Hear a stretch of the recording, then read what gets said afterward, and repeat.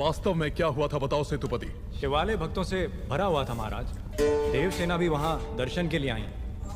तभी आपके आने का समय हो गया था, तो मैंने उनसे कहा कि वो मुख्य द्वार की जगह दूसरे द्वार से आए।